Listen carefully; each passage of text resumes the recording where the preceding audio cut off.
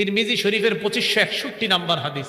ক্বালা রাসূলুল্লাহ সাল্লাল্লাহু আলাইহি ওয়াসাল্লাম ইহতাজ্জাতিল জান্নাতু ওয়ান নার। আল্লাহ নবী বলেন জান্নাত এবং জাহান্নাম ঝগড়া লাগছে। জান্নাত এবং জাহান্নাম ঝগড়া লাগার পর ক্বালাতিল জান্নাহ, জান্নাত বলল ইয়াদখুলুনি আদ-দুআফা ওয়াল মাসাকিন, আমার মাঝে দুর্বল অসহায় মানুষগুলা প্রবেশ করবে। জান্নাত বলল আমার মাঝে দুর্বল অসহায় মানুষগুলা প্রবেশ করবে।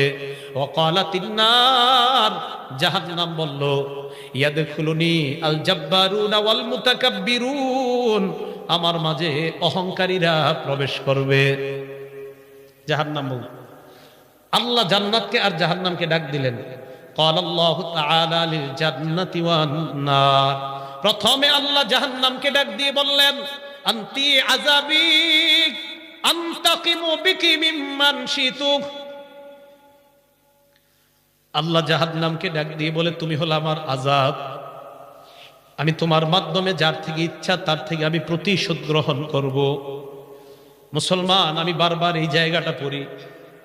আল্লাহ জাহান্নামকে ডাক দিয়ে কয় তুমি আমার আযাব, আমি তোমার মাধ্যমে যার থেকে ইচ্ছা তার থেকে প্রতিশোধ নিব। একবার চিন্তা করেন, এই কথা আমার আর আপনার ব্যাপারে যদি আল্লাহ বলে ফেলে,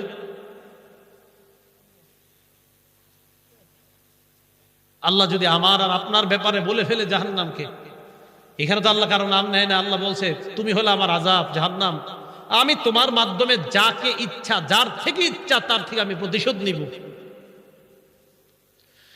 জান্নাতকে ডাক দিয়ে বললেন আনতি রহমাতি আরহামু বিকি মান শিতু, তুমি হলো আমার দয়া, আমি তোমার মাধ্যমে যাকে ইচ্ছা তাকে দয়া করে তোমার মেহমান বানায়া দিব। আজকে রাত্রে থেকে একটু চিন্তা করেন, আল্লাহ জাহান্নামকে বলে তুমি আমার আযাব, আল্লাহ জান্নাতকে বলে তুমি আমার দয়া।